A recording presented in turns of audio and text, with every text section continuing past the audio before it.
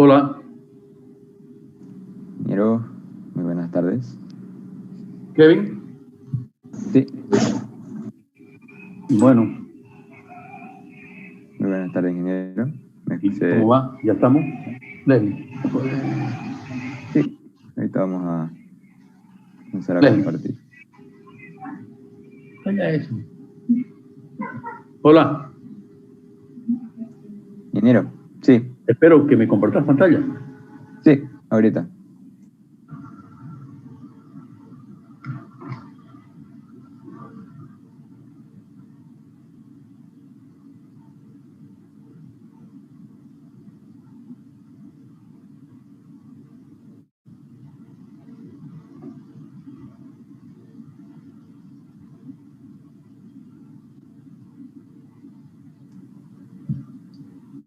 Listo. Bien, ingeniero.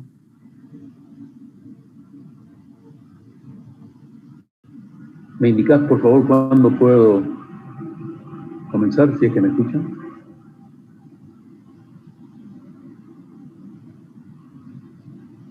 Hola. Sí, se escucha todo bien, ingeniero. Puede comenzar. Ya. Por sugerencia y opinión compartida con Kevin, vamos a hacer un repaso desde lo más elemental en el cálculo de reacciones de vínculo. Esta página que se ve en pantalla, yo les dije y asocié este esquema, que es una viga simplemente apoyada con una carga puntual o concentrada, como ustedes pueden apreciar. La viga simplemente apoyada tiene un apoyo A móvil y un apoyo B fijo, tiene una luz o longitud de vano igual a L, y la fuerza P puntual está a de A y a B de B. Entonces, este es un esquema de la viga simplemente apoyada con carga concentrada, al que yo le llamaba mi primera integral inmediata. Con este esquema podemos nosotros resolver por superposición de efectos vigas simplemente apoyadas que tengan muchas cargas puntuales concentradas en un mismo vano, una misma luz. Calculando las reacciones para cada carga o para cada fuerza y luego sumándolas algebraicamente, porque estamos hablando de fuerzas verticales. En caso de que haya fuerzas inclinadas, habrá que hacer la decomposición y esa fuerza inclinada tendrá una componente horizontal y una componente vertical. Con las componentes verticales aplicamos esto que vamos a ver enseguida, y con las fuerzas horizontales tendremos que también hacer una suma escalar y la reacción aplicarla en el apoyo fijo. Este esquema me permite calcular las reacciones de vínculo, como se puede ver en la gráfica donde dice diagrama de cuerpo libre, donde la reacción en A es la carga P por B sobre L, y la reacción en B es P por A sobre L. Entonces, fíjense ustedes que B es mayor que A. Luego, la reacción en A será mayor que la reacción en B, porque la fuerza P está más próxima al apoyo A que al apoyo B. Entonces, la reacción en A es en forma cruzada P por B sobre L, y la reacción en A es P por A sobre L. Si hacemos una ecuación nula de la fuerza en X y la fuerza en Y, evidentemente, efectivamente que la fuerza en X es 0, puesto que no existen componentes horizontales. Y la fuerza en Y es P menos P, que es la fuerza activa, llamémosle, menos P por B sobre L, que es la reacción en A, y menos P por A sobre L, que es la reacción en B. Entonces, fuerza activa menos fuerza reactiva igual a 0. Entonces, agrupamos P menos, agrupamos el P, y nos da B sobre L más A sobre L sobre L. Eso es igual a P, entonces P menos P es igual a 0. Con eso terminaría la solución mediante esta integral inmediata. El esquema de abajo simplemente nos dice que si la fuerza P está lo suficientemente próxima al apoyo A, prácticamente la reacción será la misma fuerza P. Entonces, en el ejercicio se ha separado la fuerza P en un diferencial X del apoyo A, y a ese diferencial X le llamamos, por supuesto, A. Y a B será la longitud menos el diferencial X. Entonces, la reacción en A es P por B sobre L, que es igual a la fuerza, la reacción A es P por L menos diferencial X sobre L, y la reacción en B es P por diferencial X sobre L. Así desarrollando, P por 1 menos X sobre L, y RB es igual a 0 y RA es igual a P, porque si nosotros en la ecuación de la izquierda multiplicamos P por 1 menos P por diferencial X sobre L, como diferencial X tiende a 0, entonces es RA igual a P. Quiere decir que mientras más próxima esté la fuerza AA al apoyo A, mayor va a ser la cantidad en módulo de la fuerza P para la reacción en A. Siempre que haya alguna pregunta, por favor, hace nomás una interrupción, por más elemental que sea, y hacemos un alto. ¿Listo, Kevin?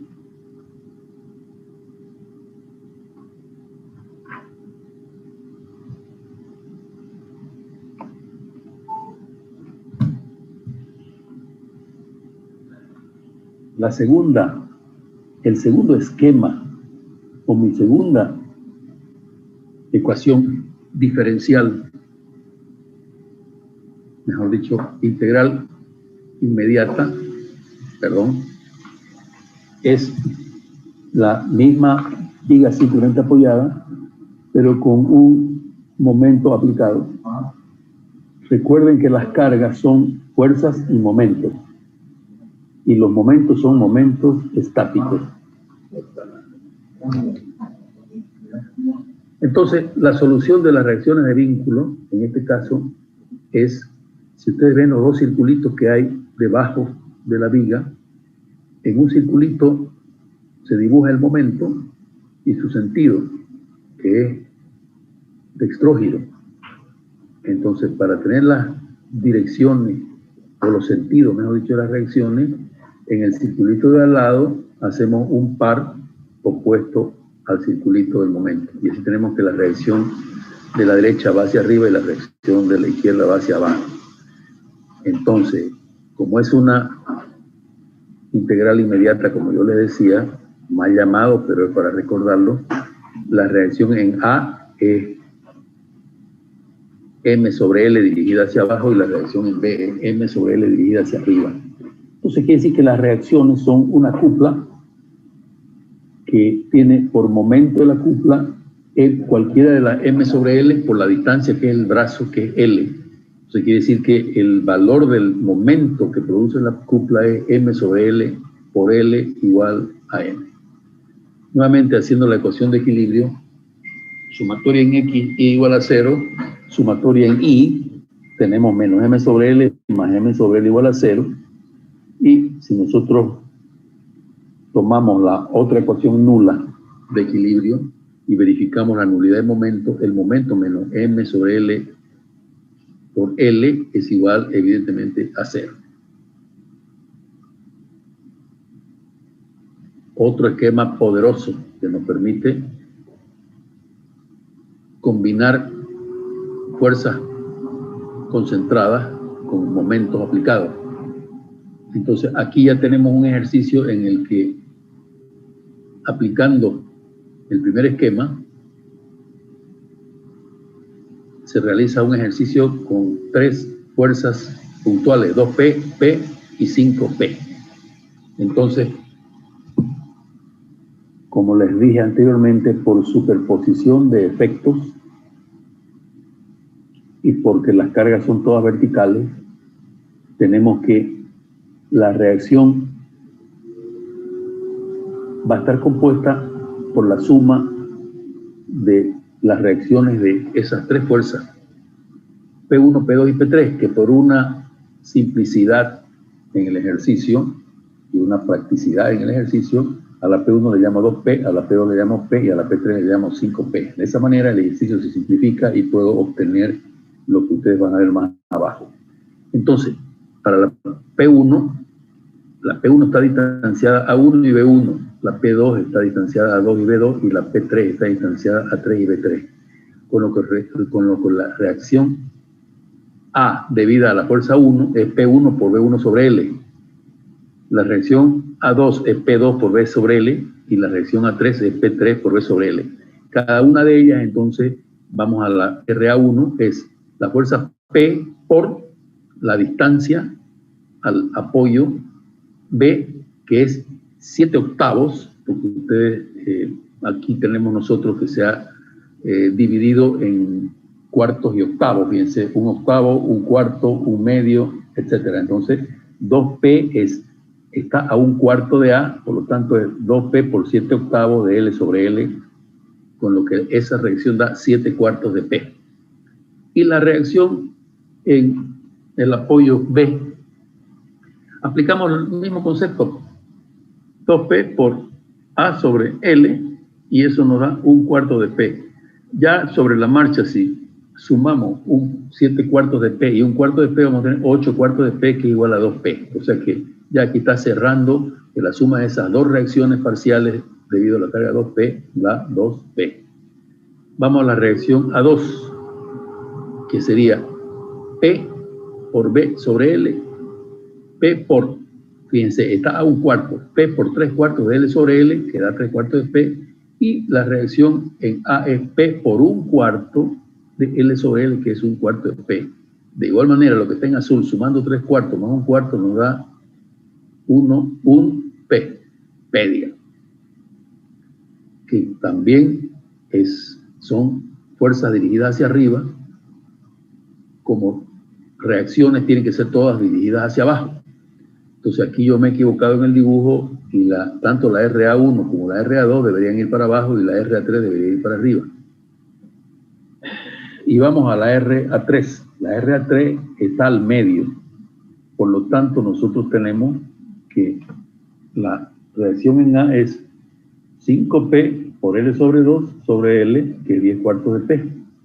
Y la reacción en B es 5P por L sobre 2 sobre L, que es 10/4 de P. Entonces, 10/4 de P más 10/4 de P, entonces, ¿qué nos da? Nos da 5P. Luego, si hacemos la suma nosotros algebraica de las reacciones, tenemos del lado izquierdo 7/4 de P más 3/4 de P más 10/4 de P, 0. Y del otro lado tenemos 1/4 más 1/4 más 10/4, 8/4, 2P. Entonces, si nos vamos, quiere decir que la suma de las reacciones da 2P. Y si nos vamos arriba, la suma de las fuerzas activas es 2P más 1P, 3P menos 5P. Entonces estamos en los 2P que equilibran la reacción final 2P.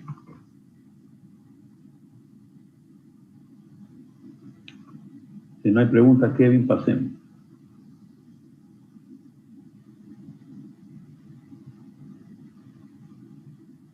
Aquí se repite la historia, P1, P2 y P3, pero lo hemos hecho ya numérico, ya es un ejercicio numérico.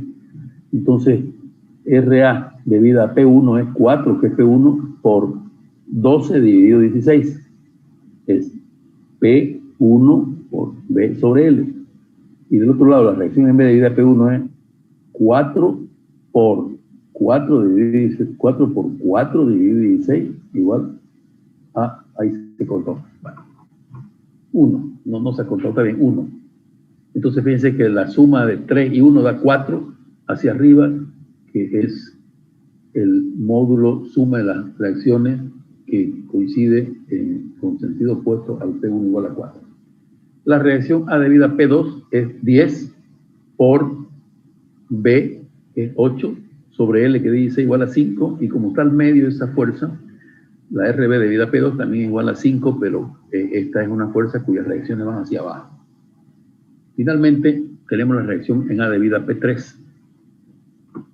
Es 6 por 4, P por B sobre L, 6 por 4 dividido 16, queda 3 medios, y la otra es 6 por 12 dividido 16, queda 9 medios. Entonces, si hacemos la suma de 3 más 5 más 3 más 3 medios menos 5 y la otra, bueno, vamos a obtener nosotros que el resultado evidentemente va a dar, tenemos 16, 10 menos 6, 4, 10 menos 10, tiene que ser igual a 0, que no está verificado acá. Pasemos, Kevin.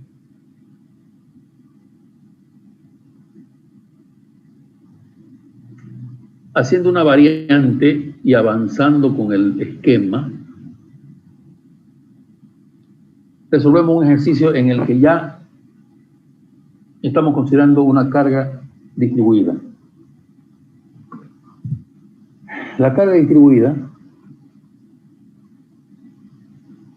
tiene una carga unitaria igual a 1.5 toneladas por metro. 1.5 por 4, que es la base, son las 6 toneladas con que aparece Q. Q reemplaza a efectos del cálculo de reacciones a la carga distribuida. No significa que el efecto que produce la carga distribuida sea el mismo efecto que produce la carga Q. No es lo mismo una carga distribuida actuando sobre una estructura que una carga concentrada actuando sobre la estructura.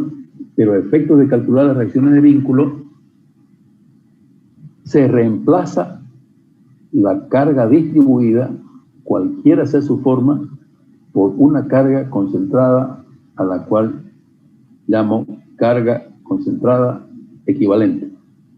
Carga concentrada equivalente. Entonces ya estoy en condiciones de que tengo una carga Q igual a 6, una carga P igual a 8 y un momento igual a 6. Entonces aquí de la misma manera procedemos con la carga 6. Entonces la reacción en A debida a la carga Q es 6 por 12, que es B, 14 menos 6 dividido la luz total, que es 14, está perfecto. Hacemos la división, o la multiplicación, y da 5.143. Y en el otro sentido tenemos 6 por 2, que es la distancia al eje, al apoyo A, dividido 14, que nos da 0.857, que es la reacción en B debida a la carga concentrada. Pasamos luego a la carga P. La carga P tiene 8.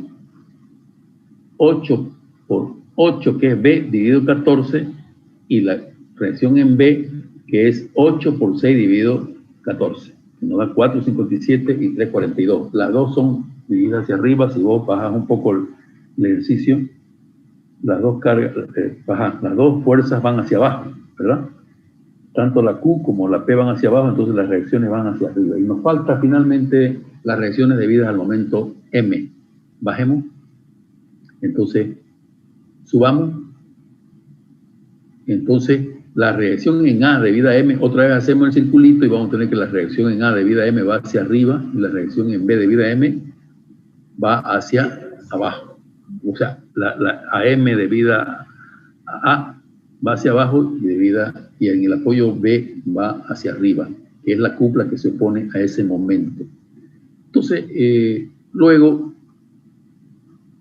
haciendo la suma escalar, 5.143 más 4.57 menos 0.4286 nos da 9.2844. Eso ya lo verificamos en la anterior clase.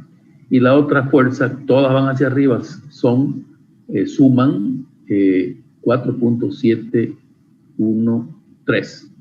Si sumamos 4.713 más 9.2844, vamos a tener 14. Y si nos vamos arriba, vamos a ver, vamos para arriba, tenemos 8 y 6, 14. Entonces, en la suma de las fuerzas no interviene, evidentemente, cualquiera sea el valor que tenga el momento. Listo, Kevin, si hay alguna pregunta.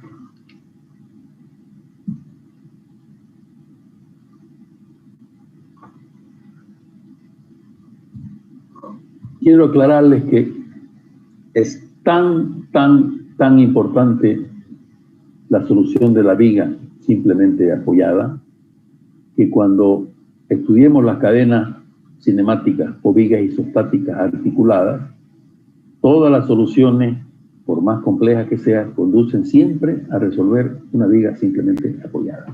De ahí mi afán de que este esquema de la viga simplemente apoyada lo manejemos de una manera muy práctica y sin tener que recordar nada. Pasen.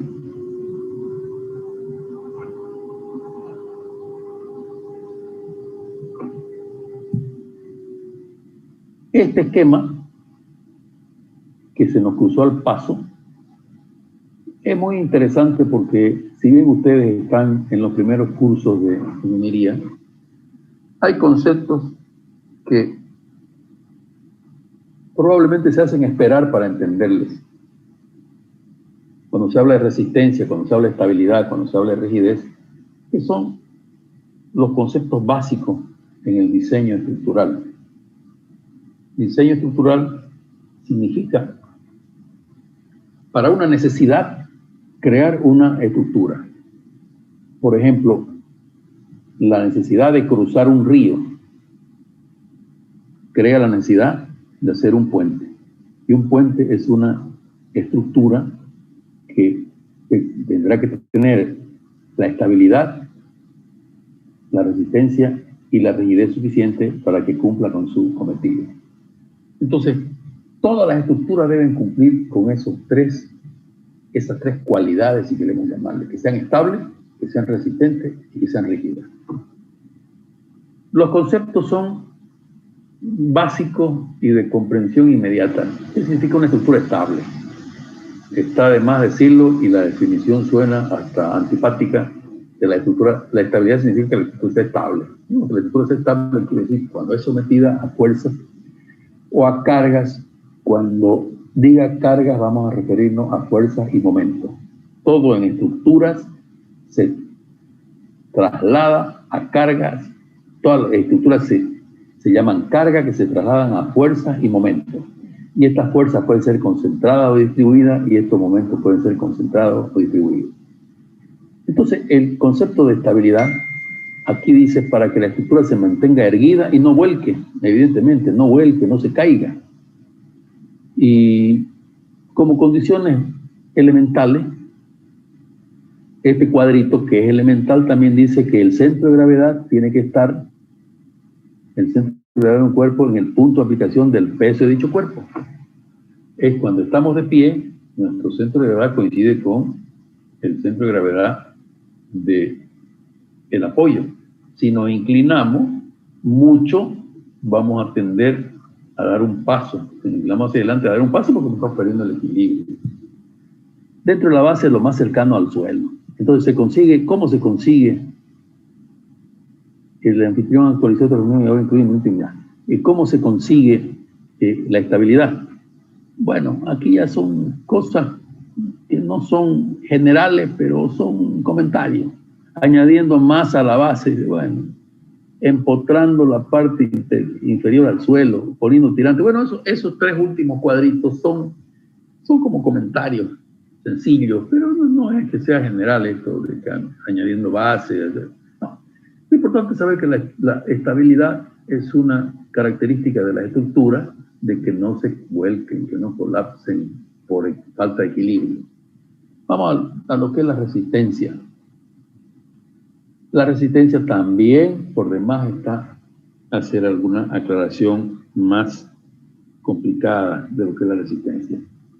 Se entiende por resistencia a la capacidad de soportar cargas de una estructura en conjunto o de un elemento estructural. ¿Qué significa la estructura en su conjunto? Una estructura en conjunto es como un edificio, por ejemplo, que está compuesto por una serie de elementos estructurales, empezando por fundaciones, zapatas, columnas, vigas, tensores, etc. Todo ese conjunto es una armazón que soportará las cargas que van a actuar sobre esa estructura, que la van a someter. Y cuando hablamos de la resistencia, hay una resistencia global que es toda la estructura. Entonces, un edificio debe tener una resistencia cabal y general, pero a la vez cada elemento componente de esa estructura debe tener la capacidad de soportar las cargas sin romperse y sacar, bueno, sin fallar. Entonces, si tenemos un edificio que tiene 40 columnas, ninguna de las columnas puede fallar porque el edificio en su conjunto tendría problemas o fallaría. Si vemos acá, dice, depende de qué. Dice, depende del tipo y cantidad del material de construcción, de la forma de la estructura, todos los materiales tienen una tensión de ruptura máxima. Bueno, esos comentarios de los 3 cuadritos de abajo también son comentarios que, para el caso, preferible no es llenar el disco duro de este tipo de comentarios, porque después estos comentarios van a aparecer de una manera espontánea, de una manera natural en cada uno de ustedes. Y finalmente la rigidez. ¿Qué es la rigidez? La rigidez es esa condición de indeformabilidad que deben tener las estructuras. No podemos concebir, por ejemplo, un poste de luz que no sea lo suficientemente rígido para que esté sometido a lo que jalan los cables, al viento y a cualquier fuerza que lo someta. No podríamos entender si un poste de luz no tiene la suficiente rigidez y se dobla, digamos, se deforma. Entonces la rigidez se consigue, dice, aquí bueno, también comentarios que no tienen mucho asidero, soldando las uniones, triangulaciones, es verdad todo esto, pero no es por el momento lo que a mí me interesaría que ustedes conozcan. La rigidez es una condición que deben tener las estructuras de no deformarse o deformarse hasta donde todos los materiales se deforman. Se tienen que deformar dentro del límite que no acusen incomodidad. Límites, las estructuras se deforman, pueden deformarse o se deforman al límite que no deben provocar incomodidad a las personas, a los sentidos, al uso, a su función.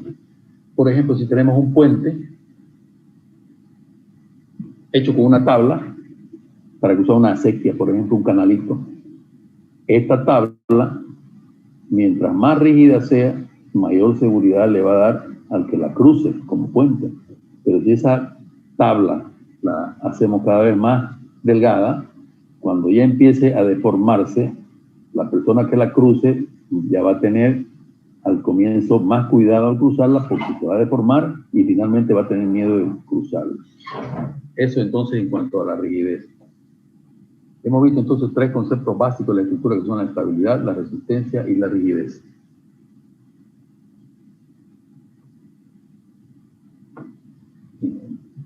¿Qué más, Kevin? Bueno, esta figura tan bonita, bueno, para mi ojo, ya es un modelo tridimensional real. Esta silla es una viga simplemente apoyada. Que no se confundan al ver los apoyos como los he hecho acá, porque estos apoyos son apoyos planos. Es un apoyo doble y un apoyo simple. Son apoyos planos, no son apoyos así, alargados. Pero al final de cuentas, para esquematizar el dibujo, lo he dibujado así. Y esta es una viga que tendrá, es como un prisma, es una viga que tendrá un sistema de ejes X, Y y Z, que son los ejes que vamos a utilizar nosotros cuando estudiemos otros conceptos, cuando estudiemos las secciones, cuando estudiemos los esfuerzos característicos de cada sección. Entonces, si a este prisma, que es un paralelepípedo de sección cuadrada en este caso, le aplicamos en el eje, en el plano IX, que es el plano de carga, una carga QI de X. Se llama QI porque la carga distribuida está dirigida según el eje Y. ¿Y por qué se la representa con esta figurita en rosado? Porque es una carga unitaria cualquiera, obedece a cualquier tipo de ecuación. La carga entonces actúa en el plano XY. La sección o las secciones que comprende este paralelepípedo son secciones paralelas al eje YZ. Entonces, si imaginamos un conjunto de naipes de estos juegos, si imaginamos un conjunto de naipes y le hacemos un huequito, le pasamos una liga y amarramos el naipe como si fuera, qué sé yo, haciendo este paralelepípedo, vamos a tener que, si lo apoyamos como está acá y le aplicamos un dedo arriba, vamos a ver cómo se deforma. Este naipe se va a deformar haciendo que la curvatura, tengamos hacia abajo la curvatura y hacia arriba va a tener una, bueno, en realidad se va a deformar formando una pancita abajo y arriba una curvatura hacia abajo, una apoyada. Entonces, este esquema nos da lo que es una viga. Una viga tiene un eje Y, que es el que ensarta todas las secciones en forma perpendicular, un eje X, mejor dicho, un eje Y, que es el plano de cargas, que es cuando nosotros dibujamos la viga simplemente apoyada y le dibujamos una carga unitaria encima, que es el caso que estamos viendo. Y bueno, Z es el eje de momento, porque el momento es un vector perpendicular al plano de cargas. Es un vector que hace girar alrededor del eje Z la sección que está dibujada acá en verde. Entonces, cuando aplicamos un vector, es como tomar un destornillador y pinchar lateralmente la viga y girarlo. Entonces va a producir el giro de la sección. Pasemos.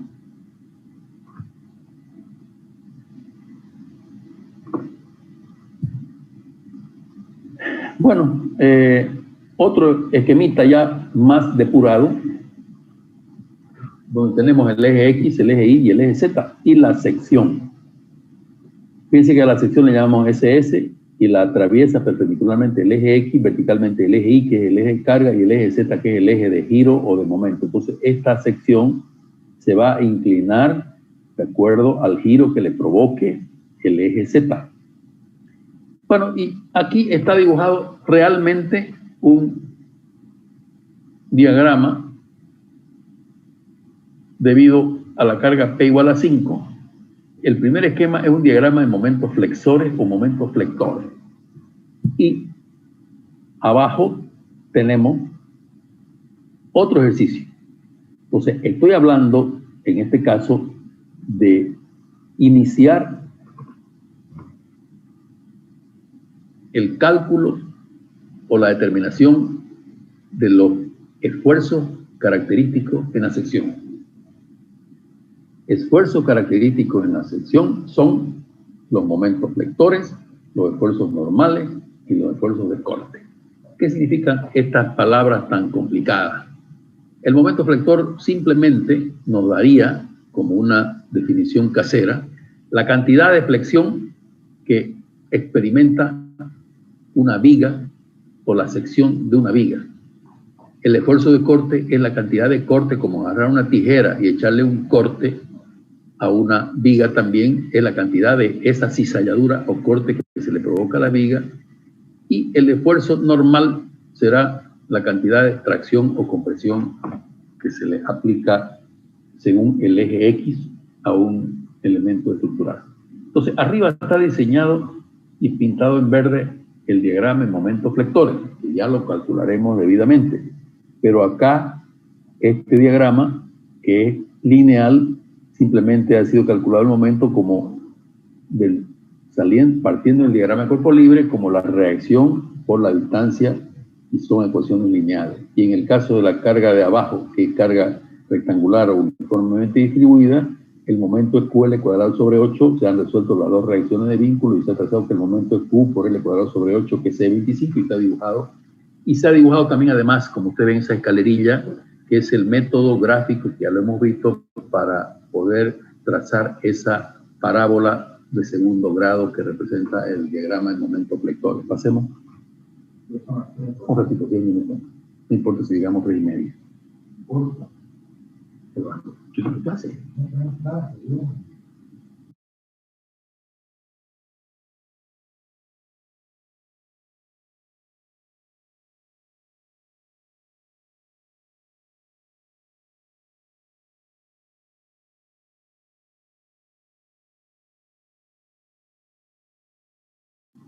Hola. Hola. Ingeniero. Sí, se escucha. ¿No se escuchaba? Ahora sí ya. ¿Pero no se escuchaba? No. ¿En la anterior lámina no se escuchó? Se escucha, se escuchó. Allá. Bueno, acá esta figura, yo sigo insistiendo con colores para que nos vamos mentalizando cuál es el esquema. Nuevamente tenemos el plano celeste, que es el plano de cargas. El plano amarillo es la sección en cuestión y el plano rosado es el plano que corta a la sección en dos de acuerdo al plano XZ. Y ese Z, ese momento flector MF, fíjense que es solamente aquí lo hemos colocado como un vector giratorio consecuencia de esa fuerza F. Si nosotros a la izquierda de la sección en amarillo tenemos una fuerza F a una distancia D, esto va a provocar lógicamente un giro en la sección, la va a tratar de hacer girar la sección alrededor del eje Z. ¿Entienden? Entonces la sección gira alrededor del eje Z. Entonces eso se lo representa, esa cantidad de giros se lo representa como un momento flector, que es la fuerza por la distancia al punto O, que es con respecto al cual actúa excéntricamente esa fuerza F, provocando un momento estático MF con respecto de O. Sigamos.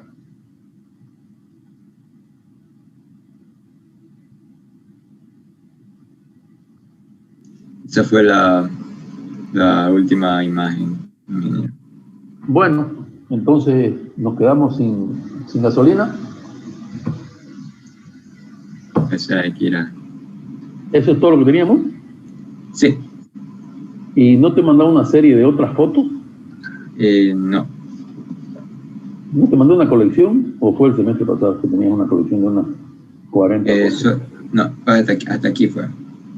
Ya, bueno, entonces yo no tengo problema en que creemos clases fuera de horario, no tengo ningún problema, porque hemos empezado tarde, cualquiera sea el motivo, yo esperé y hemos empezado un poco tarde, entonces yo no tendría ningún problema en que con los alumnos, el otro día no quisieron, pero con los alumnos podamos convenir, por ejemplo, una clase mañana, digamos, no sé, si les interesa, o pasado mañana, no sé, pasado mañana tenemos clase, pero de repente una intermedia puede ser. Entonces, bueno, está en ustedes que me comuniquen, ¿de acuerdo? Kevin. Sí, en el grupo se verá eso. Bueno, quítala entonces la foto. Listo. Entonces, aquí hay una serie de nombres, me imagino que están en la sesión. Manrique Chávez, Sara Céspedes, Carlos Miguel, Cris Marhuanca. Sí, ingeniero. Sí, bueno, lo que pasa es que no aparece en su foto, entonces creo que eso es una cuestión de una opción de poner la foto o no. De todos modos, yo les vuelvo a repetir, tengo toda la predisposición de que hagamos clases fuera de los horarios normales. Ustedes se ponen de acuerdo y anticipamos, porque mientras antes terminemos esto, también va a ser mejor para ustedes. Quedo entonces a la expectativa de lo que me contesten.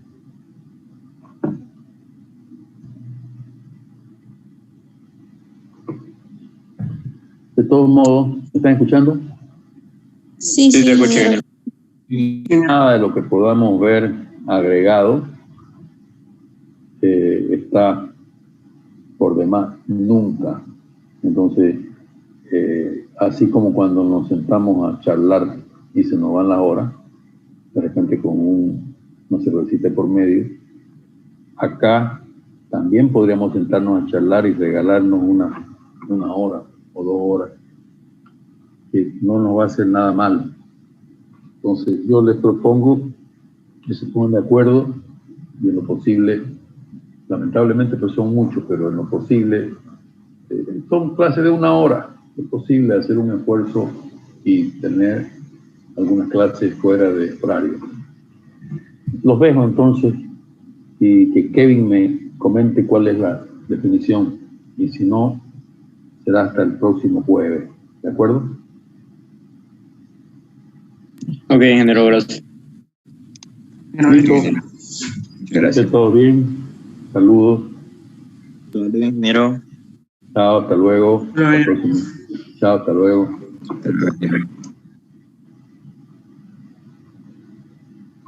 Voy a llamarla a la vecina. No, voy a llamarla. Me puedo entregar la cita si la llamar.